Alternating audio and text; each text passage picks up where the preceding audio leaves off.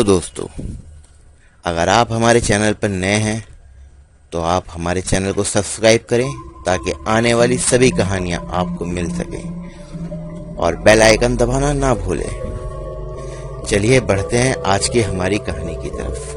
5 दोस्त और सभी एक साथ मस्ती करने के लिए निकले हुए थे। सभी एक साथ कॉलेज के फ्रेंड थे, जिसमें से सबसे होशियार अमित और दूसरे नंबर पर आता था सुरेश। ये दोनों अपने सभी दोस्तों के लीडरों में से आते थे। ये जो बोलते थे वही होता था। अमित बोला, आज हम जंगल के अंदर जाएंगे, रात भी वहीं बिताएंगे और खाना पीना सब वहीं करेंगे और सब अपने अपना टेंट ले लो ताकि रात में कोई दिक्कत ना हो। अमित बोला, सारा सामान अच्छे से रख लेना। सुमित ने भी सारा सामान अच्छे से रख लिया। वो कार में सवार होकर एक घने जंगल की तरफ निकल गए और एक घने जंगल के बाहर उन्होंने अपनी कार खड़ी कर दी। सभी जंगल के अंदर चलने लगे। उन्होंने देखा जंगल काफी घना है। अमित बोला, चलो जंगल के बीच में चलते हैं। वो सब जंगल के बीच में जाकर रुक गए और अपने अपना टेंट लगाने लगे। जंगल के अंदर से जंगली जानवरों की आवाज आ रही थी, जो कि जंगल के माहौल को काफी डरावना बना रही थी। सब अपना अपना काम में लगे हुए थे। अमित आग जलाकर उसके पास बैठा हुआ था और पानी पी रहा था। उस माहौल को एंजॉय कर रहा था। कभी जंगल में कुत्तों की, कभी गीदड़ों की, कभी किसी चीज की आवाज आती। वो सब अपने अपने काम में लगे हुए थे। सब अपना काम खत्म करके आग के पास आ गए और सुमित बोला, मुझे बहुत भूख लग रही है, जल्दी से कुछ पका लो। बाकी सब लोग को भी भूख लग रही थी। सुमित बोला, एक काम करते हैं, खाना बनाने में तो टाइम देर लगेगी, क्यों ना हम आग पर चिकन भून लेते हैं, थोड़ा सा बाद में खाना बना लेंगे। सुमित की बात सबको सही लगी और उन्होंने किया भी यही। सब चिकन को भून रहे थे, तभी उनको महसूस हुआ कि उनके आसपास जंगली जानवर आ गए हैं। अमित ने एक जलती हुई लकड़ी उठाई और इधर उधर देखने लगा, लेकिन आसपास कोई नहीं था, सिर्फ आवाजें ही आ रही थी।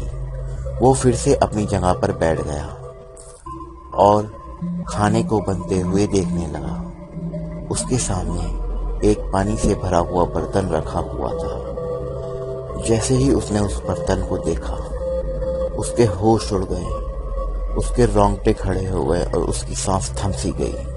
उस बर्तन में देखा, उसके ठीक ऊपर जो पेड़ है, उसके ऊपर एक राक्षस बैठा हुआ है, जिसकी आंखें दूध जैसी सफेद है और जीभ बाहर को लटकी हुई है और हाथ के नाखून लंबे लंबे हैं। वो जो भी कोई चीज थी वो उनको देख रही थी। अमित ने जल्दी से पीछे पलट कर देखा तो उसे पेड़ पर कोई दिखाई नहीं दिया और इस बार पानी के बर्तन में भी कोई नहीं था। अमित के होश उड़ चुके थे। उसने सबसे बोला, चलो जल्दी खाना खा लो और अपने अपने टेंट में जाकर सो जाओ।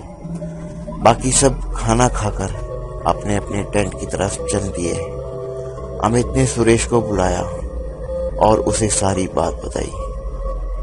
सुरेश भी उसकी बात सुनकर डर सा गया। तभी उन्होंने देखा, सुमित जंगल की दूसरी तरफ जाते हुए दिखाई दिया। अमित ने सुमित को बोला, कहाँ जा रहा है भाई? सुमित बोला, टॉयलेट जा रहा हूँ, बस अभी आया, और आगे चला गया। अमित ने देखा, अमित उसे देख ही रहा था कि उसने देखा सुमित के पीछे से वही राक्षस हवा में लहराता हुआ पेड़ से नीचे आया और उसके पीछे पीछे जाने लगा। अमित ने यह बात सुरेश को बताई। वो दोनों जल्दी से सुमित के पीछे भागे। जैसे ही वो दोनों वहां पर पहुंचे तो उन्होंने देखा कि सुमित एक पेड़ से लगा हुआ खड़ा है। अमित ने जैसे ही उसे छुआ वो एक झटके से जमीन पर गिर गया। शायद वो बेहोश हो गया था। वो दोनों उसे उठाकर टेंट के पास लाए और उसे होश में लाने लगे। जैसे ही वो होश में आया वो सबसे बोलने लगा, जितनी जल्दी हो सके यहाँ से निकल जाओ, नहीं तो हम सब मारे जाएंगे। वो सब सुमित की बात सुनकर बहुत डर गए। सुमित सबको उस राक्षस के बारे में चीख चीख कर बता रहा था। वो सब उसकी बात सुनकर उस राक्षस से खौफ खा गए। तभी अमित बोला, सब अंदर जाओ, हम बाहर देखते हैं। यह सुनकर सब अपने अपने टेंट के अंदर चले गए। अमित और सुरेश आग वाले टेंट के पास बैठे हुए थे। उन्होंने अंदर से देखा एक 6-7 फुट का आदमी है जो कि आग से कुछ दूर खड़ा हुआ है। उसकी आंखें खून जैसी चमक रही हैं। वो उन्हें घूर घूर कर देख रहा है। उनकी एक बात समझ में आ गई थी कि अगर आग बुझ गई तो हम सब मारे जाएंगे। वो उसके वहां से हटने का इंतजार कर रहे थे ताकि वो जो लकड़ियां लेकर आए थे वो आग के अंदर डाल सके। अभी वो जानवर उनके टेंट से कुछ दूर चक्कर लगा रहा था। एकदम से वो कहीं गायब हो गया। उन्होंने सोचा शायद अब वो चला गया है। वो जल्दी से टेंट से बाहर आए और लकड़ियां इकट्ठी करने लगे। तभी सुमित की एक जोरदार आवाज आई।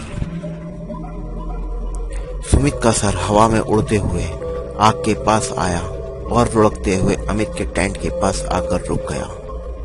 अमित और बाकी सब ये देखकर चीखने चिल्लाने लगे। तभी अमित बोला। अमित को सुमित की यह हालत देखकर बहुत दुख हो रहा था। सुरेश गुस्से में उस आत्मा को उल्टा सीधा बोलने लगा। तभी उस आत्मा के साथ 1-2 और राक्षस आ गए। वो सभी मिलकर तरह तरह की आवाजें निकाल रहे थे और उनके टेंट की चारों तरफ से चक्कर भी लगा रहे थे।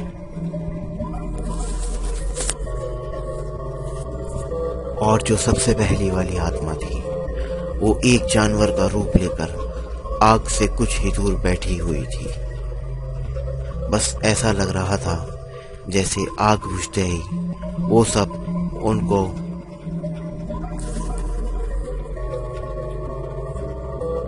सब उनको फाड़ डालेगा। तभी सुरेश के दिमाग में एक आइडिया आया। उसने बोला, अगर आग बुझ गई तो हम सब वैसे ही मर जाएंगे। क्यों ना हम सब एक एक जलती हुई लकड़ी उठाकर इस जंगल से बाहर चल देते हैं और अपनी गाड़ी लेकर यहाँ से निकल जाएंगे। यह सुनकर सब बाहर आ गए और अपना अपना सामान पैक कर लिया। उन्होंने बाहर आकर देखा वहां पर एक नहीं काफी सारे राक्षस हैं और सब आग से दूरी बनाकर बैठे हुए हैं। सबकी आंखें लाल चमक रही हैं और सब आधे आधे हवा में उड़ रहे हैं और एक खौफनाक आवाज उनके अंदर से आ रही थी। तभी सबने एक एक मोटी सी लकड़ी उठाई और अपने टेंट का कपड़ा फाड़कर उस पर लपेट लिया ताकि आग लंबे समय तक चलती रहे। और सब एक एक करके लाइन बनाकर उस जंगल से आगे जाने लगे और वो आत्माएं उनका पीछा कर रही थी। सुमित के शरीर को हवा में उड़ाकर उनको दे मारा, जिसमें से 1-2 के हाथ से लकड़ी छूटकर गिर गई थी। और तभी अमित ने उन सबको कवर कर लिया और धीरे धीरे आगे बढ़ने लगे और वो सब डरते डरते अपनी कार तक पहुंच गए और जंगल से बाहर आ गए। उन्होंने देखा वो सारी आत्माएं जंगल के एक किनारे पर खड़ी हुई हैं और सबकी आंखें खून सी चमक रही हैं। आज की हमारी कहानी होती है यहीं पर समाप्त। हम मिलेंगे आपको अपनी अगली कहानी में। जिन्होंने भी अभी तक हमारे चैनल को सब्सक्राइब नहीं किया है तो कर लीजिए, ताकि आने वाली सारी कहानी आपको मिल सके।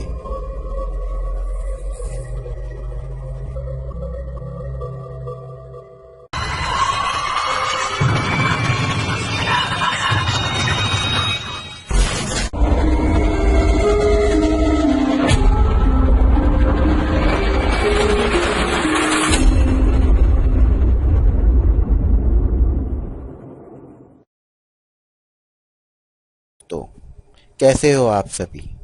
अगर आपने हमारे चैनल को अभी तक सब्सक्राइब नहीं किया है तो कर लीजिए, ताकि आने वाली सभी कहानियों का अपडेट आप सभी को मिल सके। चलिए बढ़ते हैं आज की कहानी की तरफ। बात है 1873 की। उस टाइम के गांव बहुत सुनसान हुआ करते थे। ना बिजली थी और ना कोई सुविधा। उसमें से एक गांव हुआ करता था मुल्तानपुर। मुल्तानपुर एक बहुत ही अच्छा और थोड़ा भूतिया भी कहा जाने वाला गांव था। भूतिया इसीलिए कहा जाता था कि गांव के आसपास लोगों ने एक सरकटे आदमी को घोड़े पर सवार आते जाते देखा है। अक्सर वो आदमी रात को 2 बजे अपने घोड़े से निकलता है और उस रेतीले इलाके में अपना घोड़ा दौड़ाता था।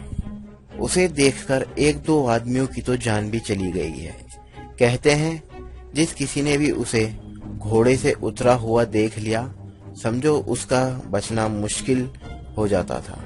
एक दिन की बात है, गांव के एक मास्टर जी जो कि गांव से कुछ दूर अपने झोपड़ी में कुछ बच्चों को पढ़ाया करते थे।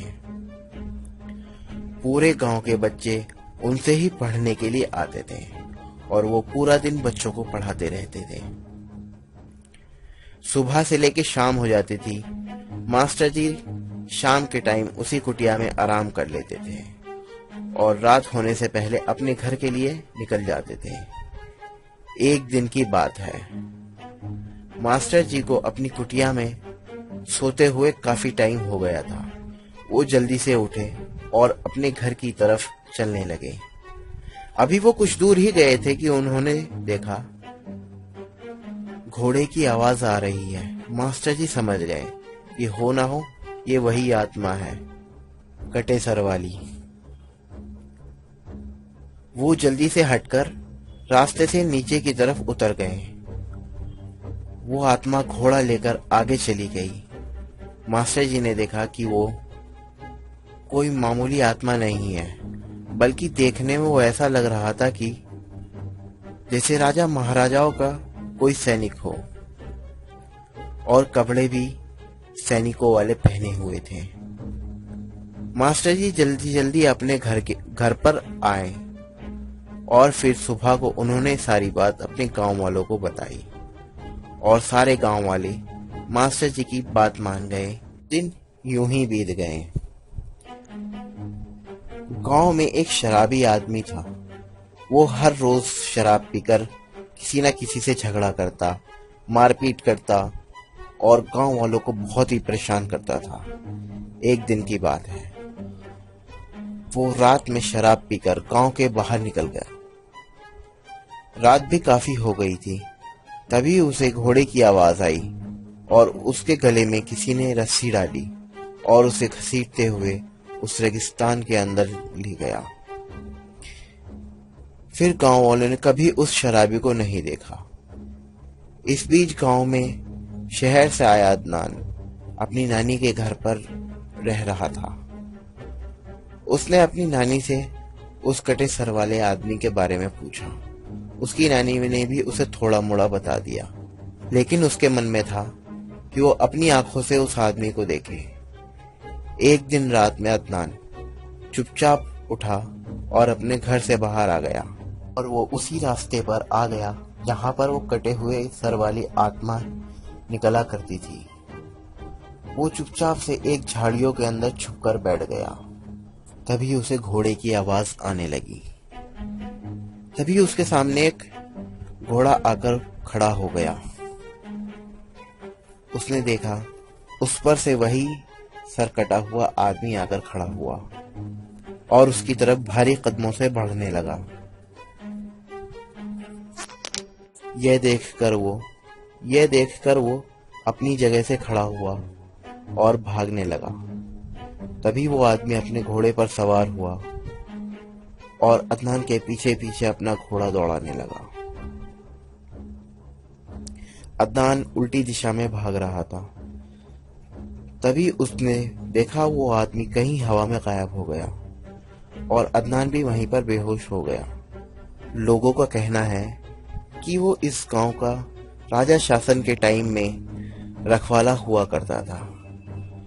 उसकी गर्दन किसी लड़ाई में कट गई थी। तब से लेके आज तक उसकी आत्मा अपना फर्ज निभा रही है। चलिए मिलते हैं हम आपको अपनी दूसरी कहानी में। हमारे चैनल को लाइक करें और सब्सक्राइब करें और शेयर करें ताकि आने वाली सभी कहानियां आपको आसानी से मिलती रहें। ये हमारी दूसरी कहानी है। आइए बढ़ते हैं अपनी दूसरी कहानी की तरफ। बंटी अपने गांव में आइसक्रीम बेचा करता था। वो अपने आसपास के सभी गांव में दोपहर के वक्त आइसक्रीम बेचने जाता था। एक दिन की बात है जब बंटी अपनी साइकिल पर सवार होकर दूसरे गांव की तरफ जा रहा था। उसने देखा रास्ते में एक बच्चा खड़ा हुआ है। जैसे ही वो आगे की तरफ बढ़ा, वो बच्चा उसकी साइकिल के सामने आ गया और उसे रुकने का इशारा किया। बंटी ने भी साइकिल रोक दी। उसने पूछा, इतनी गर्मी में तुम बाहर क्या कर रहे हो? उस बच्चे ने बंटी को कोई जवाब नहीं दिया और बंटी से हाथ के इशारे से आइसक्रीम देने के लिए बोला। बंटी ने उसे एक आइसक्रीम निकाल कर दे दी और आगे बढ़ गया। कुछ दूर जाने पर उसने देखा कि वही बच्ची उस रास्ते पर फिर से बंटी का रास्ता रोके हुए खड़ी है। बंटी काफी थका हुआ भी था। उसने आगे ना जाकर वहीं पीछे एक पेड़ के पास रुक गया और अपनी साइकिल को खड़ा कर दिया। उसने देखा वो उसके पास बच्ची चलते हुए आ रही है। इस बार वो बंटी को देखकर मुस्कुरा रही है। बंटी ने बोला, जा अब यहां से जा, मैंने तुझे आइसक्रीम दे तो दी है। उस बच्ची ने बोला, तू मुझे और आइसक्रीम देगा, नहीं तो मैं तेरा खून पी जाऊंगी। यह सुनकर बंटी बहुत गुस्सा आया और उसने खूब सुनाया और उसे डांट कर भगा दिया। तभी वो बच्ची रोते हुए वहां से चली गई। बंटी भी खाना पीना खाकर आराम करने लगा।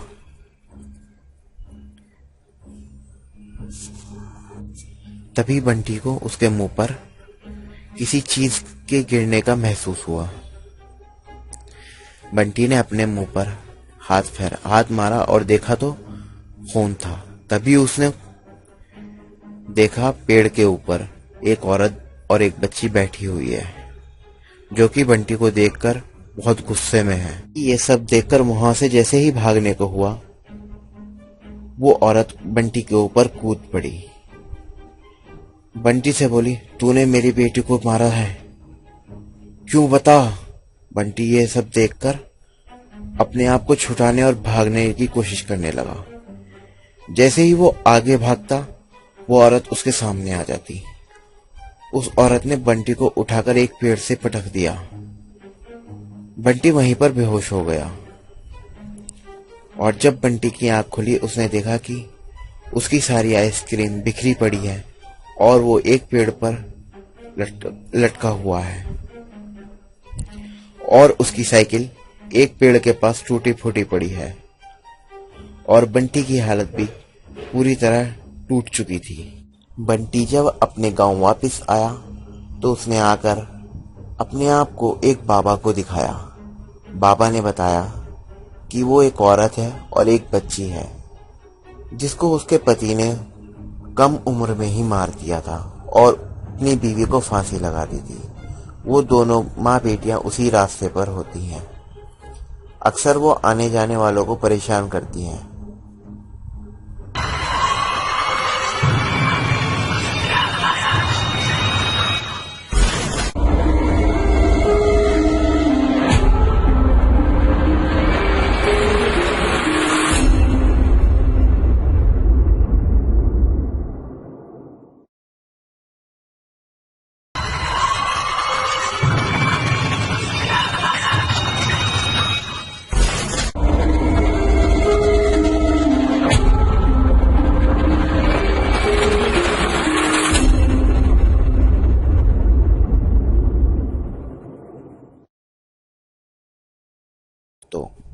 कैसे हो आप सभी।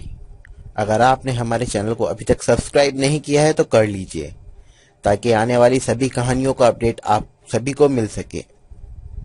चलिए बढ़ते हैं आज की कहानी की तरफ।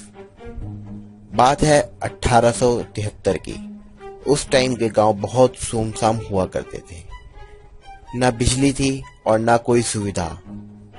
उसमें से एक गांव हुआ करता था मुल्तानपुर। मुल्तानपुर एक बहुत ही अच्छा और थोड़ा भूतिया भी कहा जाने वाला गांव था। भूतिया इसीलिए कहा जाता था कि गांव के आसपास लोगों ने एक सरकटे आदमी को घोड़े पर सवार आते जाते देखा है।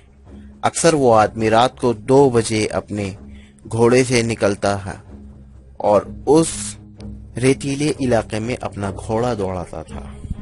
उसे देखकर 1-2 आदमियों की तो जान भी चली गई है। कहते हैं जिस किसी ने भी उसे घोड़े से उतरा हुआ देख लिया, समझो उसका बचना मुश्किल हो जाता था। एक दिन की बात है, गांव के एक मास्टर जी जो कि गांव से कुछ दूर अपने झोपड़ी में कुछ बच्चों को पढ़ाया करते थे। पूरे गांव के बच्चे उनसे ही पढ़ने के लिए आते थे और वो पूरा दिन बच्चों को पढ़ाते रहते थे। सुबह से लेकर शाम हो जाती थी। मास्टर जी शाम के टाइम उसी कुटिया में आराम कर लेते थे और रात होने से पहले अपने घर के लिए निकल जाते थे। एक दिन की बात है, मास्टर जी को अपनी कुटिया में सोते हुए काफी टाइम हो गया था। वो जल्दी से उठे और अपने घर की तरफ चलने लगे। अभी वो कुछ दूर ही गए थे कि उन्होंने देखा घोड़े की आवाज आ रही है। मास्टर जी समझ गए कि हो ना हो ये वही आत्मा है, कटे सर वाली। वो जल्दी से हटकर रास्ते से नीचे की तरफ उतर गए। वो आत्मा घोड़ा लेकर आगे चली गई। मास्टर जी ने देखा कि वो कोई मामूली आत्मा नहीं है, बल्कि देखने में वो ऐसा लग रहा था कि जैसे राजा महाराजाओं का कोई सैनिक हो, और कपड़े भी सैनिकों वाले पहने हुए थे। मास्टर जी जल्दी जल्दी अपने घर पर आए और फिर सुबह को उन्होंने सारी बात अपने गांव वालों को बताई और सारे गांव वाले मास्टर जी की बात मान गए। दिन यूं ही बीत गए। गांव में एक शराबी आदमी था। वो हर रोज शराब पीकर किसी न किसी से झगड़ा करता, मारपीट करता और गांव वालों को बहुत ही परेशान करता था। एक दिन की बात है, वो रात में शराब पीकर गांव के बाहर निकल गया। रात भी काफी हो गई थी। तभी उसे घोड़े की आवाज आई और उसके गले में किसी ने रस्सी डाली और उसे घसीटते हुए उस रेगिस्तान के अंदर ले गया। फिर गांव वालों ने कभी उस शराबी को नहीं देखा। इस बीच गांव में शहर से आया अदनान अपनी नानी के घर पर रह रहा था। उसने अपनी नानी से उस कटे सर वाले आदमी के बारे में पूछा। उसकी नानी ने भी उसे थोड़ा मोड़ा बता दिया, लेकिन उसके मन में था कि वो अपनी आंखों से उस आदमी को देखे। एक दिन रात में अदनान चुपचाप उठा और अपने घर से बाहर आ गया और वो उसी रास्ते पर आ गया जहां पर वो कटे हुए सर वाली आत्मा निकला करती थी। वो चुपचाप से एक झाड़ियों के अंदर छुपकर बैठ गया। तभी उसे घोड़े की आवाज आने लगी। तभी उसके सामने एक घोड़ा आकर खड़ा हो गया। उसने देखा उस पर से वही सर कटा हुआ आदमी आकर खड़ा हुआ और उसकी तरफ भारी कदमों से बढ़ने लगा। यह देखकर वो अपनी जगह से खड़ा हुआ और भागने लगा। तभी वो आदमी अपने घोड़े पर सवार हुआ और अदनान के पीछे पीछे अपना घोड़ा दौड़ाने लगा। अदनान उल्टी दिशा में भाग रहा था। तभी उसने देखा वो आदमी कहीं हवा में गायब हो गया और अदनान भी वहीं पर बेहोश हो गया। लोगों का कहना है कि वो इस गांव का राजा शासन के टाइम में रखवाला हुआ करता था। उसकी गर्दन किसी लड़ाई में कट गई थी। तब से लेके आज तक उसकी आत्मा अपना फर्ज निभा रही है। चलिए मिलते हैं हम आपको अपनी दूसरी कहानी में। हमारे चैनल को लाइक करें और सब्सक्राइब करें और शेयर करें ताकि आने वाली सभी कहानियां आपको आसानी से मिलती रहें। ये हमारी दूसरी कहानी है। आइए बढ़ते हैं अपनी दूसरी कहानी की तरफ। बंटी अपने गांव में आइसक्रीम बेचा करता था। वो अपने आसपास के सभी गांव में दोपहर के वक्त आइसक्रीम बेचने जाता था। एक दिन की बात है, जब बंटी अपनी साइकिल पर सवार होकर दूसरे गांव की तरफ जा रहा था। उसने देखा रास्ते में एक बच्चा खड़ा हुआ है। जैसे ही वो आगे की तरफ बढ़ा, वो बच्चा उसकी साइकिल के सामने आ गया और उसे रुकने का इशारा किया। बंटी ने भी साइकिल रोक दी। उसने पूछा, इतनी गर्मी में तुम बाहर क्या कर रहे हो? उस बच्चे ने बंटी को कोई जवाब नहीं दिया और बंटी से हाथ के इशारे से आइसक्रीम देने के लिए बोला। बंटी ने उसे एक आइसक्रीम निकाल कर दे दी और आगे बढ़ गया। कुछ दूर जाने पर उसने देखा कि वही बच्ची उस रास्ते पर फिर से बंटी का रास्ता रोके हुए खड़ी है। बंटी काफी थका हुआ भी था। उसने आगे ना जाकर वहीं पीछे एक पेड़ के पास रुक गया और अपनी साइकिल को खड़ा कर दिया। उसने देखा वो उसके पास बच्ची चलते हुए आ रही है। इस बार वो बंटी को देखकर मुस्कुरा रही है। बंटी ने बोला, जा अब यहां से जा, मैंने तुझे आइसक्रीम दे तो दी है। उस बच्ची ने बोला, तू मुझे और आइसक्रीम देगा, नहीं तो मैं तेरा खून पी जाऊंगी। यह सुनकर बंटी बहुत गुस्सा आया और उसने खूब सुनाया और उसे डांट कर भगा दिया। तभी वो बच्ची रोते हुए वहां से चली गई। बंटी भी खाना पीना खाकर आराम करने लगा।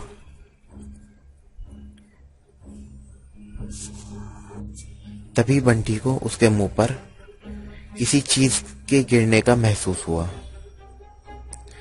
बंटी ने अपने मुंह पर हाथ मारा और देखा तो खून था।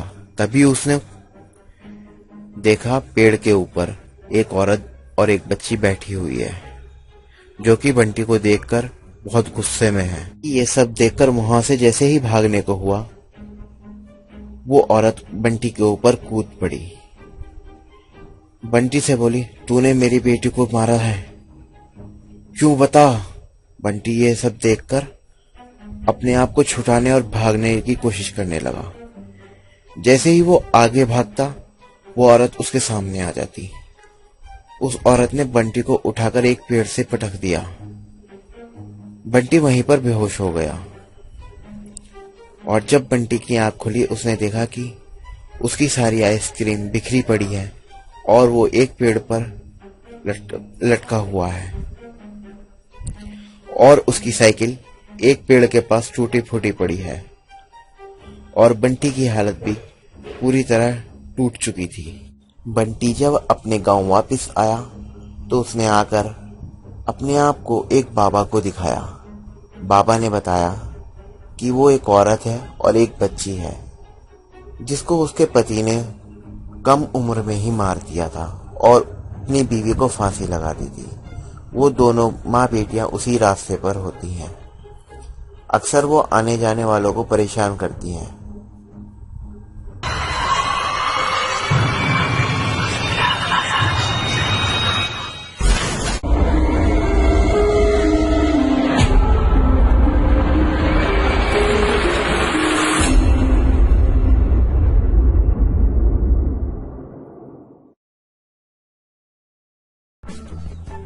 आज की हमारी कहानी रुपेश और पुष्प की है।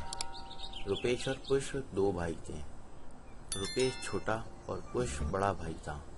दोनों भाइयों की शादी हो गई थी और पुष्प एक सीधा साधा जिंदगी गुजारने वाला लड़का था। खेती करता और अपने परिवार का पेट पालता और जितना हो सके अपने भाई की बीवी का भी ख्याल रखता। क्योंकि रुपेश कुछ काम धाम नहीं करता था। मारपीट, लूटपाट, गुंडागर्दी करना उसका पेशा बन गया था और उसने कोई लोगों को जान से मारा भी था। गांव वाले उससे बहुत परेशान थे और उसके भाई उसे हमेशा समझाता था, लेकिन उसकी कुछ समझ में नहीं आता था और वो लोगों को परेशान करता। एक दिन लोगों को हमेशा परेशान करता। एक दिन की बात है जब पूरा गांव खुश था, बस पुष्प ही दुखी था क्योंकि रुपेश से कोई अपना बदला ले जा चुका था। हुआ कुछ ऐसा था, एक दिन रुपेश रात को लूटपाट करके अपने दोस्तों के साथ दावत उड़ा रहा था और बारिश का मौसम था। बारिश भी बहुत तेज हो रही थी। आसमान पर काले बादल छाए हुए थे, इसीलिए सब अपने अपने घर की ओर चले गए। अब रुपेश अकेला जंगल के रास्ते से आ रहा था। चारों तरफ अंधेरा और बारिश के साथ आसमानी बिजली भी गड़गड़ा रही थी। तभी पीछे से उसे कोई जंगल के अंदर से आवाज देता है। रुपे! वो सोचता है शायद कोई दोस्त होगा और वो झाड़ियों को हटाते हुए जंगल के अंदर पहुंच जाता है। उसे अंदर जाने पर कोई दिखाई नहीं देता। उसने एक दो बार आवाज भी दी, लेकिन उसे वहां पर कोई नहीं दिखा। वापस उसी रास्ते की ओर बढ़ने लगा। जैसे ही वो कुछ आगे बढ़ा ही था तो उसे लगा कि कोई उसके साथ उसके पीछे चल रहा हो। उसने पीछे मुड़कर देखा तो कोई नहीं दिखाई दिया। अब वो जैसे जैसे आगे बढ़ रहा था उसे लग रहा था कोई उसके साथ चल रहा हो। तभी उसने रास्ते पर एक औरत को और एक बच्चे को देखा। वो औरत रुपेश के सामने से चलते हुए आगे बढ़ रही थी। रुपेश को पीछे से किसी ने एक जोरदार धक्का दिया। रुपेश जमीन में जा लगा। रुपेश ने जब उठकर देखा तो जो औरत और बच्चा सामने से आ रहे थे, अब वो वहां पर नहीं थे। तभी रुपेश को अपने कंधे पर किसी के होने का एहसास होने लगा। कंधों पर वजन बढ़ता ही जा रहा था। नशे और वजन होने की वजह से वो ठीक से चल भी नहीं पा रहा था और लड़खड़ा कर मुंह के बल गिर गया, जिसकी वजह से जमीन पर गिर गया। उसके सामने एक बच्चा खड़ा था और पुष्प की तरफ देखकर हंस रहा था। उस बच्चे के गले और मुंह से खून निकल रहा था। तभी वहां पर वही औरत उसके सामने आ गई जो कुछ देर पहले उस बच्चे के साथ उसके सामने से आ रही थी। औरत के भी गले और नाक से खून निकल रहा था। वो औरत और वो बच्चा दोनों जोर जोर से रुपेश की हालत देखकर हंस रहे थे। तभी रुपेश की एक आवाज सुनाई दी। जमीन पर पड़े हुए अपना सर उस आती हुई आवाज की तरफ घुमाया। उसने देखा एक आदमी जो अपना कटा हुआ सर अपने हाथों में लेकर उसके पास आया और उस सर को रुपेश के सीने पर रख दिया। वो सर रुपेश को देखकर एक खौफनाक हंसी हंस रहा था। तभी वो बच्चा रुपेश के ऊपर चढ़कर बैठ गया और उस बच्चे ने रुपेश की एक आंख अपने हाथ से निकालकर बहुत तेज तेज हंसने लगा। रुपेश जमीन पर पड़ा था और दर्द से कर्रा रहा था। तभी रुपेश ने उससे बोला, मुझे माफ कर दो, मुझे जाने दो। तभी वो औरत बोली, तूने हमें जाने दिया था, अपना सब कुछ दे दिया था, तो तूने तो मेरे मासूम से बेटे को भी मौत के घाट उतार दिया था। तभी उस बच्चे ने रुपेश की दूसरी आंख भी निकालकर फेंक दी। तभी उसके सर पर खड़े हुए उस आदमी ने रुपेश की गर्दन को जोर से पकड़कर खींचकर उसके शरीर से अलग कर दिया। रुपेश की वहीं पर तड़प तड़प कर मौत हो गई और उस छोटे परिवार का बदला भी पूरा हो गया। अगले दिन रुपेश की लाश उसी कच्चे रास्ते पर पड़ी मिली, जिसको रात में जंगली जानवर खा चुके थे। गांव वाले बताते हैं आज भी वो औरत और बच्चा और आदमी उसी रास्ते पर दिखते हैं, लेकिन वो आज भी किसी को परेशान नहीं करते। दोस्तों, अगर आप हमारे चैनल पर अभी आए हैं तो हमारे चैनल को सब्सक्राइब करें और हमारी दूसरी कहानियां भी जाकर सुनें। दोस्तों, ये कहानी दो दोस्तों की है, मोहित और रोहन, जो कि एक गांव में रहते थे। बहुत ही अच्छे दोस्त होते थे वो दोनों। जहाँ पर भी जाते थे एक साथ ही घूमते थे। एक दिन की बात है, दोनों शाम का वक्त हो रहा था और दोनों एक जंगल की साइड घूम रहे थे। गांव में आपको पता ही है अक्सर कि अंधेरा जल्दी छा जाता है। तो मोहित ने रोहन से बोला, रोहन, मैंने सुना है उस पहाड़ी के पीछे जो भी जाता है वापस नहीं आता। चलना आज उस पहाड़ी के पीछे चलकर देखते हैं। मोहित, नहीं, हम उस पहाड़ी के पीछे नहीं जाएंगे। गांव वालों ने मना किया है और मेरे बापू ने भी मना किया है, हम उधर नहीं जाएंगे। मोहित, चलना देख कर आएंगे।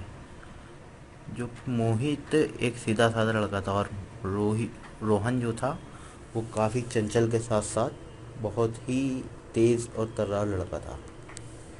मोहित की एक ना चली, रोहन उसे लेकर चलने लगा। हार थककर मोहित भी उसके पीछे पीछे चलने लगा। दोनों उसी रास्ते पे चल पड़े। चलते चलते मोहित रोहित से बोल रहा था कि हम दूर से ही देखेंगे, पास नहीं जाएंगे। रोहन बोला, चल ना डरपोक, चलते हैं, देख कर आएंगे क्या है उसके पीछे, हम भी तो देखें क्या है, कौन है। दोनों चलते हुए इस पहाड़ी के उस सुमसाम रास्ते पर आ गए थे। रास्ते पर पहाड़ी पर आ चुके थे। उन्होंने जब उस जंगल की तरफ देखा तो उन्हें दूर से एक गुफा दिखाई दी। गुफा देखने में तो बाहर से ऐसे ही लग रही थी, उन्हें क्या पता कि अंदर से इतनी खूंखार और डरावनी है। वो दोनों धीरे धीरे उस गुफा की तरफ जाने लगे।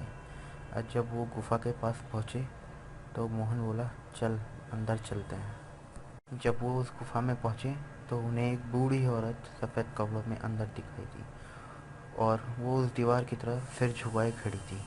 उन्होंने आसपास देखा तो काफ़ी सारे जानवरों की हड्डियां पड़ी हुई थी वहाँ पर, जो कि अंदर जाने में बहुत बदबू भी आ रही थी। सब देखते हुए आगे बढ़े और एक पत्थर का सहारा लेके उसके पीछे चिपक गए। दोनों उसके पीछे चिपकने के बाद उस औरत को देखने लगे। तभी मोहित के हाथ से एक पत्थर लुढ़क कर नीचे आ गिरा और उस औरत का ध्यान उस दीवार से हटकर चारों तरफ देखने लगा। अब वो औरत भूखों की तरह ढूंढ रही थी अपने शिकार को। जैसे ही वो उधर की तरफ बढ़ी, मोहित और रोहन दोनों एक पत्थर से हटकर दूसरे पत्थर के पीछे आ चुके, जिससे उस पत्थर के पीछे चिपके थे। मोहित का पैर फिसलकर वो गड्ढे में जा गिरा और जोर से चीखा। तभी वो औरत मोहित के पास पहुंची और उसे उठाकर उस दीवार पे दे पटका। रोहन ये सब पीछे छिपक कर देख ही रहा था। तभी मोहित और वो बूढ़ी औरत दोनों गायब हो गई। जब रोहन ने इधर उधर देखा तो उसे वहीं पत्थर के पास बैठी हुई वो औरत दिखी और रोहन की तरफ वो अपनी लाल आंखों से देख रही थी। उसने रोहन को गले से पकड़ा और उठाकर मोहित के पास फेंक दिया और जाकर उन दोनों के सीने पर खड़ी हो गई। मोहित का गला दबाने लगी। मोहित मन ही मन में भगवान का नाम ले रहा था तो उसकी शक्तियाँ कमज़ोर पड़ गईं और वो उनसे दूर जाकर खड़ी हो गई। मोहित बोला, चल भाई, अब इधर से निकल जल्दी से। दोनों अपने भागते हुए बाहर आए और तभी रोहन पीछे से गायब हो गया। मोहित ज़ोर से रोहन को आवाज़ लगाते हुए बोला, कहाँ है मोहित, मोहित करके वो दोबारा गुफा के अंदर चला गया। उसने देखा तो रोहन एक पत्थर से बंधा हुआ था और उसके हाथों पैरों में से खून निकल रहा था, जैसे किसी जंगली जानवर ने उसे फाड़ दिया हो। रोहन मोहित से बोला, भाई तू भाग जा, मैं यहाँ से कभी नहीं जा सकता। मोहित बोला, नहीं, मैं तुझे यहाँ से लेकर ही जाऊँगा, कुछ भी हो जाए चाहे। मोहित रोहन को खोल देता है और उसे अपने साथ लेता हुआ बाहर निकल जाता है और फिर वो वापस पलटकर उस गुफा की तरफ देखता है तो वो औरत वहाँ खड़ी हुई हंस रही थी और दोनों अपने गांव सही सलामत पहुँच जाते हैं।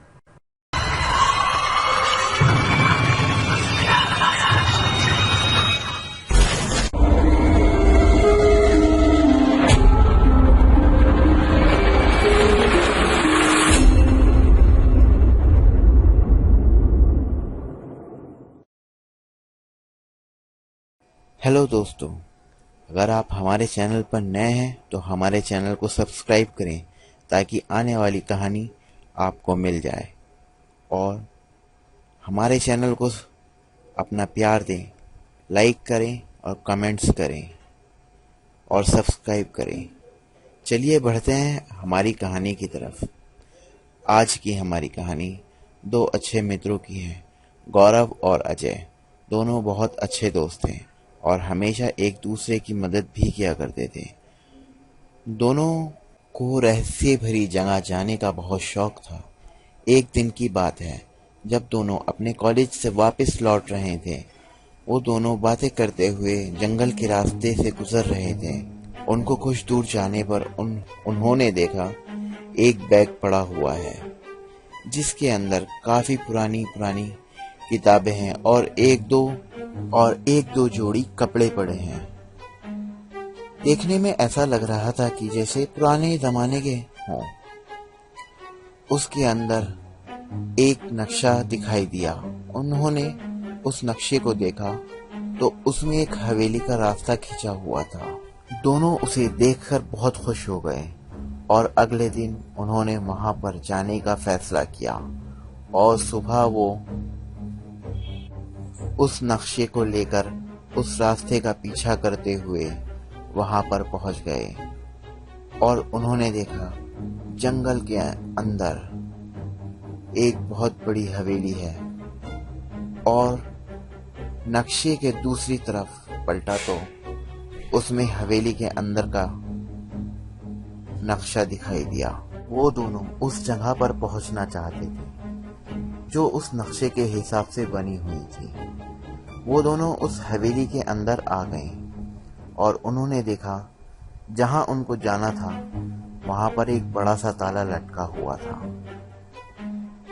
जैसे तैसे उन्होंने वो ताला तोड़ दिया। जैसे ही वो अंदर घुसे, उनके ऊपर से चमगादड़ों का एक झुंड निकल कर गया, जिसकी वजह से अजय पीछे की तरफ गिर भी पड़ा। अंदर बहुत बदबू आ रही थी और चारों तरफ अंधेरा ही अंधेरा था। वो दोनों अंदर की तरफ बढ़ने लगे। अपने बैग से टॉर्च निकालकर उन्होंने चारों तरफ मारनी शुरू कर दी। उनको एक दरवाजा दिखाई दिया और वो दोनों उस दरवाजे की तरफ बढ़े और उसे खोलकर उसके अंदर गए। उन्होंने देखा उसके अंदर एक अलमीरा रखी हुई है। गौरव ने उसे बिना सोचे समझे खोल दिया। जैसे ही वो अलमारी खुली, उसके अंदर से एक कंकाल निकलकर सीधा गौरव के मुंह के सामने आ गया। गौरव उसे देखकर वहीं पर जम गया। ना ही हिल रहा था ना डुल रहा था। अजय ने उसे 2-3 खींचकर मारे तो उसे ऐसा लगा जैसे वो अभी होश में आया हो। अजय ने उसके ऊपर से वो कंकाल हटाया और उसे अलमीरा के अंदर धकेल दिया। दोनों उस कमरे से बाहर आए और दूसरे कमरे की तरफ बढ़ने लगे। उनको दूसरे कमरे से एक आवाज आ रही थी, जैसे कि पुराने जमाने का रेडियो कोई सुन रहा हो। इतने अंधेरे और इतनी बदबू भरी जगह में आखिर कौन आ गया जो ये यहाँ पर बैठकर रेडियो सुन रहा है? अजय ने गौरव से बोला। गौरव बोला, ऊपर से आवाज आ रही है, चलकर देखते हैं। वो दोनों ऊपर की तरफ बढ़े और जाकर देखा एक रूम में टेबल पर रेडियो रखा है और उसमें से आवाज आ रही है। गौरव ने वो रेडियो बंद कर अपने बैग में डाल दिया। दोनों जैसे ही रूम के बाहर आए, उन्होंने देखा एक बूढ़ा आदमी नीचे खड़ा हुआ है और उन दोनों को बहुत गुस्से से देख रहा है। अजय ये सब देखकर बहुत बुरी तरह डर गया और अचानक से वो आदमी उन दोनों की नजर के सामने से उछल हो गया और उसको हंसने की आवाज चारों तरफ से आने लगी। दोनों बुरी तरह डरे सहमे दरवाजे की तरफ बढ़ रहे थे कि उन्होंने देखा दरवाजा बंद हो गया और दरवाजा ताकि खोलने पर खुलने का नाम नहीं ले रहा था। उनको किसी के हंसने की आवाज चारों तरफ से आ रही थी। अजय ने देखा गौरव सीढ़ियां चढ़ते हुए उस कमरे की तरफ बढ़ रहा है। उसने उस रूम का दरवाजा खोला और उसके अंदर जाकर दरवाजा बंद कर लिया। अजय उसे आवाज देता हुआ उस रूम की तरफ बढ़ रहा था। उसने अंदर जाकर देखा गौरव ने रेडियो टेबल पर रखा हुआ है और कुर्सी पर बैठा हुआ अजय को घूर रहा है। अजय गौरव से बोला, चल भाई यहां से निकलते हैं जल्दी। तभी गौरव ने एक भयानक आवाज में बोला, तुम आए तो अपनी मर्जी से थे, लेकिन यहां से जिंदा नहीं जा पाओगे। और इतना कहते ही गौरव ने अजय को उठाकर नीचे फेंक दिया, जिससे अजय को काफी चोट आई। और उसने देखा गौरव ने एक बड़ा फंदा, एक लंबी रस्सी छत से बांध दी और उसका फंदा बनाकर अपने गले में डाला हुआ है। और देखते हुए वो उससे झूल गया और तड़प तड़प कर उसकी वहीं पर मौत हो गई। यह देखकर अजय गौरव को आवाज देने लगा और रोने चीखने चिल्लाने लगा। गौरव को देखकर बहुत रो रहा था। वो उसकी लाश के नीचे बैठा हुआ उसके पैर पकड़कर खड़ा था। तभी उसको एक आवाज आई जो कि उसी कंकाल वाले कमरे से आ रही थी। उसने देर ना करते हुए दरवाजे की तरफ बढ़ा और दरवाजा खोलने लगा, लेकिन दरवाजा खुल ही नहीं रहा था। तभी उसने देखा एक औरत जिसके बाल जमीन तक लटके हुए हैं। वो चलते हुए गौरव की लाश के पास आई और उसे रस्सी से छुटाकर उस कमरे में ले गई। अजय वहां पर डरा सहमा बैठा हुआ था। तभी उसको उसी अलमीरा की खुलने की आवाज आई थी जिसमें वो कंकाल था और एक झटके से बंद भी हो गया। तभी अजय को महसूस हुआ दरवाजे की तरफ से कुछ लोगों की चलने की आवाज आ रही है। उसने चीखना चिल्लाना शुरू कर दिया, लोगों से मदद मांगी और 4 आदमियों ने उसको वहां से निकाला। उन्होंने अजय से पूछा, तुम यहाँ पर क्या कर रहे हो? अंदर कैसे बंद हो गए थे? अजय ने उनको सारी बात बताई और गौरव के घर वालों को भी बुलाया और वो सब मिलकर उस रूम में गए। वहां पर जाकर देखा गौरव की लाश उसी अलमारी के अंदर पड़ी हुई है। वो सब ने मिलकर उसकी लाश को वहां से निकाला और घर ले आए। लेकिन घर आने के बाद से ही अजय की हालत और ज्यादा खराब हो गई थी। गौरव की मौत के बाद अजय अकेला हो गया था और उदास भी रहने लगा था। वो अपने आप में ये समझता था कि गौरव की मौत का जिम्मेदार वही है, लेकिन गौरव के माता पिता उसे बहुत प्यार करते थे और गौरव की हर चीज उसे देती थी। वो अपने बेटे की तरह उसे रखते थे। आज की हमारी कहानी यहीं पर होती है समाप्त। हम मिलेंगे आपको अपनी अगली कहानी में। बने रहिए हमारे चैनल पर ताकि आने वाली सभी वीडियो आपको मिल सके। हमारे चैनल को सब्सक्राइब करें और लाइक करें। हमारी कहानी होती है यहीं पर समाप्त। और अगर अभी तक आपने हमारे चैनल को सब्सक्राइब नहीं किया तो कर लीजिए ताकि आने वाली हर कहानी आपको मिल सके। और हमारे चैनल पर अगर आपको कहानी अच्छी लगी है तो कमेंट्स कर हमें बताएं ताकि हम आपके लिए और भी अच्छी अच्छी कहानियां लेकर आएं। हमारे चैनल को लाइक करें और सब्सक्राइब करें। चलिए मिलते हैं हम आपको अपनी अगली कहानी में। दोस्तों, आज की हमारी कहानी एक 10 साल की लड़की की है जिसके माता पिता गुजरने के बाद वह अपने नाना नानी और छोटे मामू के साथ रहता था। हामिद पढ़ाई लिखाई में काफ़ी अच्छा था।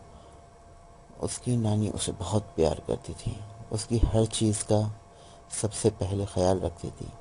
हामिद के पास वो हर चीज़ होती थी जो गांव के किसी बच्चे के पास नहीं होती थी, क्योंकि हामिद के मामा उसे बहुत प्यार करते थे। स्कूल की छुट्टी के बाद अपने गांव के दोस्तों के साथ खेलने के लिए अपने पास वाले मैदान में, जो मैदान कब्रिस्तान से लगा हुआ था, उसकी नानी उसे बहुत बार वहां जाने के लिए मना भी कर दिया, लेकिन उसके दोस्त उसे वहां पर ही खेलने के लिए ले जाते।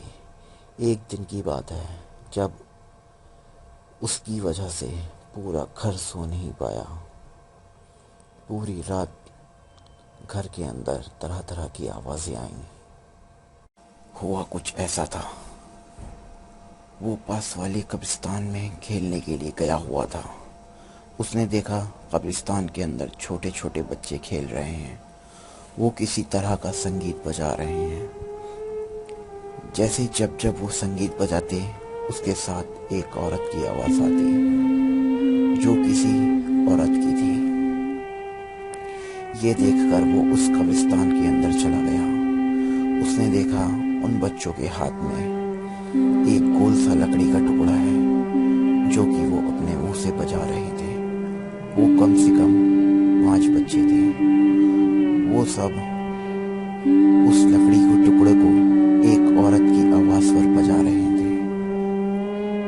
तभी हामिद ने उनमें से एक बच्चे से वो लकड़ी का टुकड़ा लिया। उस बच्चे ने भी हामिद को बांसुरी दे दी और हामिद भी उस लकड़ी के टुकड़े को बजाने लगा।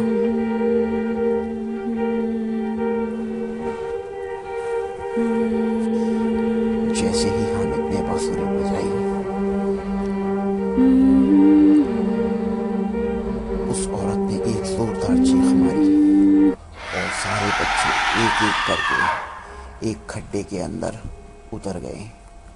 तभी पीछे से हामिद को किसी ने आवाज दी।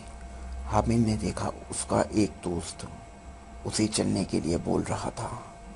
हामिद ने उसे देखा, उसने वो बांसुरी छुपा ली। शाम का वक्त हो गया था। वो सब अपने अपने घर आ गए थे। हामिद की नानी आंगन में बैठकर खाना बना रही थी। जैसे ही वो पीछे पलटी, उनको 2 आंखें दिखाई दी। उन्होंने ध्यान से देखा तो वहां पर कुछ नहीं था। ऐसे ही उनको कुछ अपने आसपास किसी के होने का महसूस हो रहा था। उसकी नानी जैसे ही खाना बनाकर पीछे पलटी, वो वहीं की वहीं जमी रह गई। उनके सामने एक औरत आई, फिर वो हवा में धुआं बनकर उड़ गई।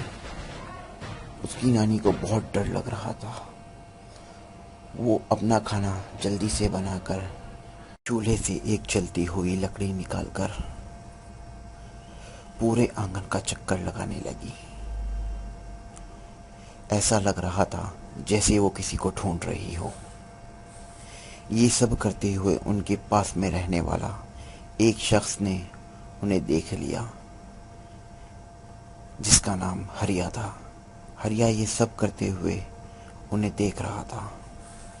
इस बीच हरिया ने और कुछ भी देखा। वो देखकर जल्दी से अपने घर में गया। ये सब बात जाकर उसने अपनी माँ को बताई। हरिया की माँ इन सब चीज़ों से वाकिफ थी। अब उसकी नानी खाना बनाकर अंदर गई और उन्होंने हामिद को खाना खिलाकर उसके कमरे में सुला दिया। हामिद अपने कमरे में बेड पर आराम से सो रहा था। वक्त रात का 2 बज रहे थे।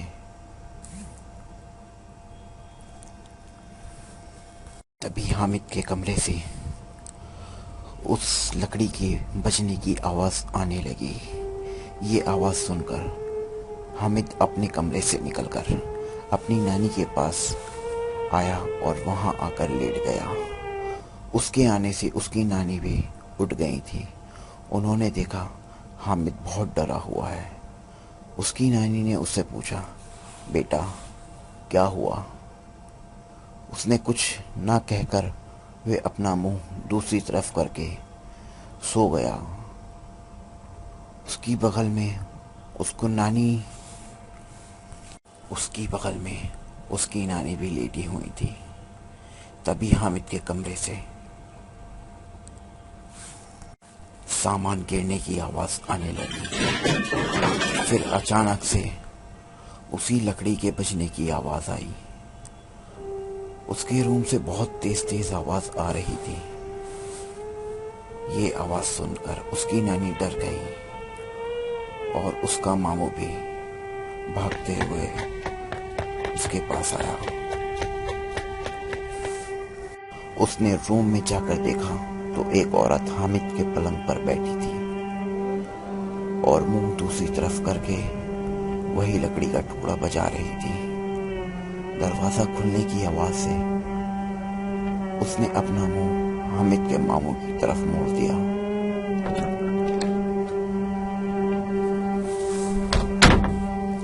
जिससे उसके मामू की जान हलक में आ गई।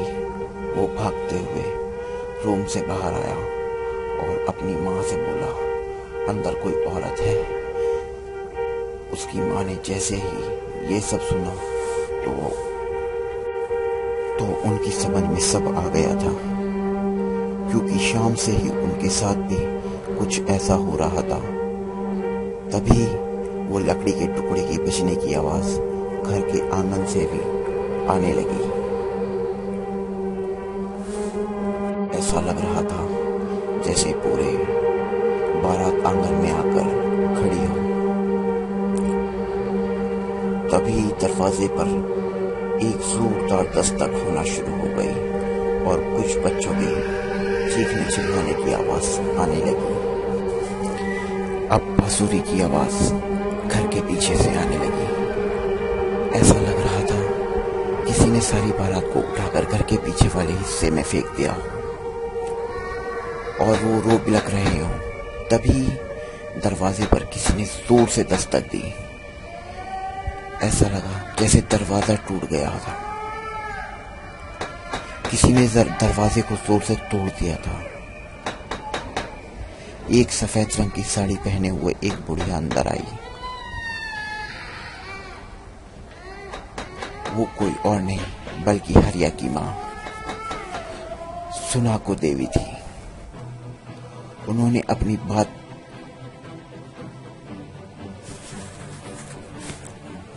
अपने बेटे से हामिद के घर का दरवाजा तोड़वा दिया था और वो चलते हुए हामिद के रूम में घुस गई। वो वहां से बहुत तेजी से किसी की चिल्लाने की आवाज आ रही थी और एक झटके से सारी आवाजें आना बंद हो गई। फिर वो बाहर आई। उन्होंने हामिद को देखा और उसे वही लकड़ी का टुकड़ा निकाल कर दिया। हामिद और उसकी माँ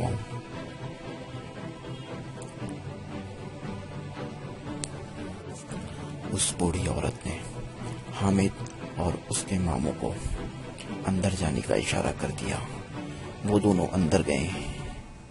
उन्होंने बताया, अगर मेरा बेटा तुम्हें उस वक्त खाना बनाते हुए आंगन में घूमते हुए न देखता तो हो सकता था आज हामिद हमारे बीच ना होता। तभी हरिया ने हामिद की नानी को बताया, जब तुम जलती हुई लकड़ी लेकर अपने आंगन में इधर उधर किसी को खोज रही थी तो आंगन में तुम्हारे पीछे एक औरत तुम्हारे बाल पकड़े हुए घूम रही थी। और ये सब बात मैंने जाकर अपनी माँ को बता दी। उसकी माँ ने बोला, जब से हम तुम्हारे घर के आने का इंतजार कर रहे थे, अगर हम उस टाइम आ जाते तो हम भी फंस जाते। इसीलिए हमने सही वक्त पे आने का इंतजार किया ताकि हम में से किसी को नुकसान ना हो। वो आत्मा चाहती तो हमें और तुम सबको नुकसान पहुंचा सकती थी। इसलिए मैं पूरी तैयारी से तुम्हारे घर में आई थी। जैसे मुझे हरिया ने बताया, मैं उसी वक्त से तुम्हारे घर में आने का इंतजार कर रही थी। हामिद की नानी ने पूछा, ये सब क्या था? हरिया की माँ ने बोला, हामिद उसी कब्रिस्तान से एक चुड़ैल के बच्चे की ये बजाने वाला यंत्र ले आया था, जिससे वो सारे पीछा करते हुए तुम्हारे घर आ पहुंचे। आज की ये वाली कहानी हमारी यहीं पर पूरी होती है और हमारे चैनल पर ऐसे ही बने रहिए। हमारे चैनल का नाम हॉरर स्टोरी हिंदी फ्राइडे के नाम से है। चलिए बढ़ते हैं हमारी दूसरी कहानी की तरफ। ऐसे ही हमारे चैनल पर बने रहिए, आपको रोज नई कहानी मिलेगी।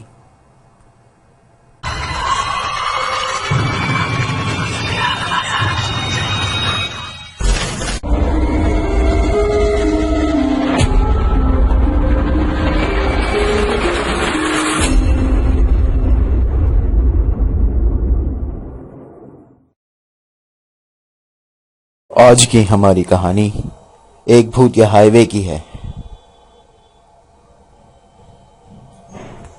जिस पर एक ड्राइवर के साथ घटना घटी थी।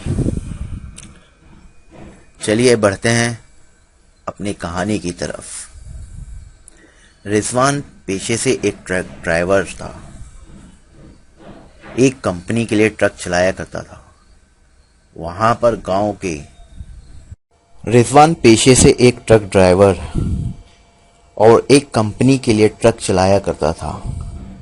वह अपने गांव में जाना माना एक अच्छा पहलवान भी था। उसने अपने गांव के लिए काफी सारी पहलवानी की और इनाम भी जीते थे। गांव के लोगों में बहुत मशहूर था। एक दिन की बात है, रिजवान की लड़की की शादी के केवल 3 दिन बचे थे। रिजवान माल छोड़कर अपनी ट्रक लेकर कंपनी पहुंचा और अपने मालिक से छुट्टी के लिए बोला। रिजवान और उसके मालिक में काफी अच्छी जमती थी। तभी उसके मालिक ने बोला, यार रिजवान, एक अर्जेंट माल छोड़कर आना है, तेरे अलावा इस काम को कोई जल्दी नहीं कर सकता। रिजवान ने बोला, मेरी लड़की की शादी है 2 दिन बाद, इसलिए मुझे छुट्टी चाहिए। मालिक बोला, तुमको उस काम के हजारों पैसे दूंगा।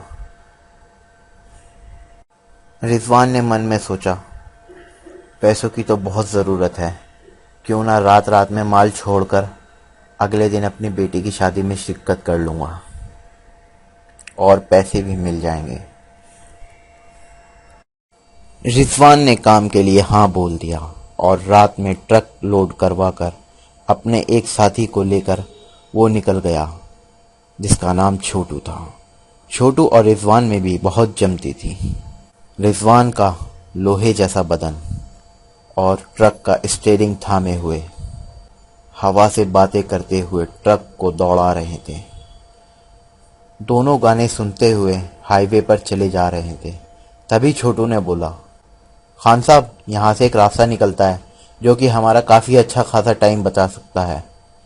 रिजवान ने उसकी बात सुनी, उस कच्चे रास्ते पर ट्रक को उतार दिया। कुछ दूर चलने पर जंगल के बीच ट्रक निकलता हुआ जा रहा था। चारों तरफ जंगली पेड़ और जानवरों की आवाज आ रही थी और पूरा रास्ता बिल्कुल सन्नाटे से भरा हुआ और गहरे अंधेरे में डूबा हुआ था। रिजवान ने छोटू से बोला, अरे ये कैसा रास्ता है, जंगल ही जंगल है और कोई गाड़ी भी नहीं दिखाई दे रही। छोटू बिल्कुल चुपचाप था और आंखें बंद कर चुपचाप लेट गया। रिजवान ने भी कुछ नहीं बोला और अपनी बेटी की शादी के बारे में सोचने लगा। कल कितना मज़ा आएगा, घर के सब लोग आएंगे, मैं भी फर्स्ट क्लास सूट पहनकर सबसे बातें करूंगा। इतने में उसने देखा,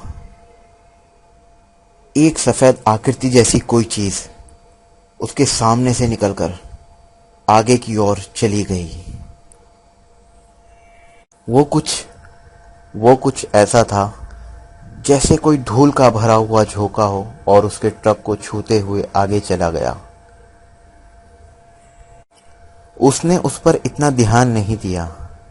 तभी उसको एहसास हुआ कि कोई ट्रक के पिछले हिस्से पर कूद रहा हो। उसने तभी एक झटके से ब्रेक लगाए और ट्रक को रोक दिया। छोटू जल्दी से उठा और बोला, क्या हुआ रिजवान भाई? उसने बोला, शायद कोई ट्रक के पिछले हिस्से पर है, तू रुक, मैं देख कर आता हूँ। छोटू पता नहीं रिजवान से क्या छुपा रहा था। रिजवान अपने ट्रक से उतरा और टॉर्च लेकर पिछले हिस्से पर गया और वहां जाकर इधर उधर टॉर्च मारने लगा। तभी उसे एहसास हुआ जैसे कोई उसके पीछे कोई खड़ा हो। उसने जल्दी से पीछे मुड़कर देखा। पीछे कोई नहीं था। सन्नाटे में जंगलों से जानवरों की आवाज साफ सुनाई दे रही थी। वो जल्दी से चेक करके आगे आया और जैसे ही ट्रक स्टार्ट की, उसके सामने सफेद सी आकृति आई और अचानक से धुआं बनकर गायब हो गई। उसकी आंखें फटी की फटी रह गईं। छोटू ने उसकी हालत देखते हुए कहा, क्या हुआ रिजवान भाई? कुछ नहीं हुआ और ट्रक को आगे की तरफ बढ़ा दिया। ट्रक ने भी रफ्तार पकड़ लिया। अभी वो कुछ दूर गए ही थे कि रिजवान को ट्रक के सामने से एक आदमी भागता हुआ आया और ट्रक से एक जोरदार आवाज के साथ टकरा गया। रिजवान ने भी पूरी तरह से ब्रेक पर अपना पांव जमा दिया, जिससे ट्रक स्लिप होता हुआ जंगल के अंदर घुस गया और एक छोटे से पेड़ से टकरा गया। छोटू जो कि लेटा हुआ था, वो जाकर ट्रक के शीशे से लगा और रिजवान का सर भी स्टीयरिंग पे लगा, जिससे उसके सर में खून निकल गया। छोटू जल्दी से उठा और बोला, क्या हुआ रिजवान भाई? रिजवान बोला, शायद मैंने किसी को उड़ा दिया है। रिजवान ने अपने माथे पर कपड़ा बांधा और नीचे उतरा। छोटू भी उसके साथ नीचे आया। उन्होंने चारों तरफ उस कच्चे रास्ते पर देखा। दूर दूर तक कोई नहीं था। ट्रक का भी कोई खास नुकसान नहीं हुआ था। छोटू बोला, आपको नींद आ रही होगी ज्यादा काम करने की वजह से। इस बार ट्रक को छोटू चला रहा था। रिजवान लेटा हुआ था, लेकिन काफी देर तक ट्रक चलने पर छोटू को महसूस हो रहा था कि वो एक ही रास्ते पर बार बार जा रहा है। तभी उसके साथ भी वही हुआ। एक आदमी भागता हुआ आया और आकर ट्रक के आर पार हो गया। छोटू ने भी ब्रेक लगाए, लेकिन इस बार गाड़ी अपनी जगह पर ही रुक गई। रिजवान समझ गया कि वो किसी छलावे के जाल में फंस गए हैं। छोटू जैसे ही ट्रक से उतरने को हुआ, रिजवान ने बोला, कोई जरूरत नहीं नीचे उतरने की, यहीं पर बैठ। रिजवान की बात सुनकर छोटू वहीं पर बैठ गया। रिजवान बोला, ट्रक को पीछे की ओर ले लो वापस। छोटू पहले ही काफी डरा हुआ था, क्योंकि उसने गलत रास्ते पर ट्रक को उतार दिया था। इस बार जब छोटू ने ट्रक स्टार्ट करने की कोशिश की तो ट्रक स्टार्ट नहीं हो रहा था। छोटू बोला, मैं नीचे जाकर आता हूं, तुम यहीं रुको। और ये बोलकर वो जल्दी से नीचे उतर गया। 10-15 मिनट बाद जब छोटू आया, जैसे ही उसने ट्रक स्टार्ट किया, ट्रक आसानी से स्टार्ट हो गया। छोटू ने धीरे धीरे ट्रक को आगे बढ़ाया, लेकिन इस बार उसके हाव भाव अलग लग रहे हैं। तभी एक आदमी चिल्लाता हुआ सामने से रिजवान को आवाज लगा रहा था। रिजवान जैसे ही आगे की तरफ देखा, छोटू ने उसके ट्रक चढ़ा दिया। ट्रक के टायरों के नीचे उसे कुचल दिया। छोटू ने ट्रक को ब्रेक लगाया और नीचे उतर गया और ट्रक के नीचे देखा तो छोटू की लाश पड़ी हुई है और सड़क पर चारों तरफ खून है। रिजवान का माथा चकरा गया और वो जल्दी से ट्रक में चढ़ा और ट्रक को तेज स्पीड से भगाने लगा।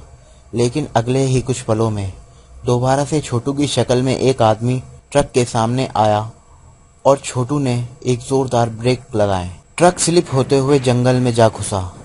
इस बार रिजवान को काफी अच्छी खासी चोट लगी थी और रिजवान भी ट्रक के अंदर ही बेहोश हो गया।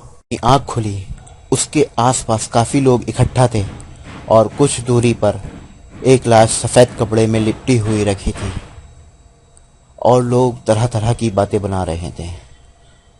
लोग ये शराबी होंगे, बेचारे आदमी के ऊपर ट्रक चढ़ा दिया।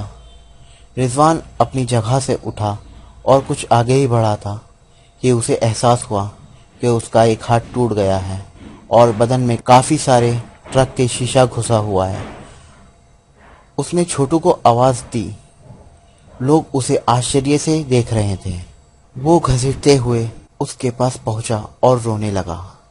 तभी भीड़ से एक आदमी आया और बोला, हो ना हो ये वही लोग हैं जो रात में हाईवे से नीचे उतरकर इस रास्ते पर आए थे और उस बुरी आत्मा का शिकार हो गए।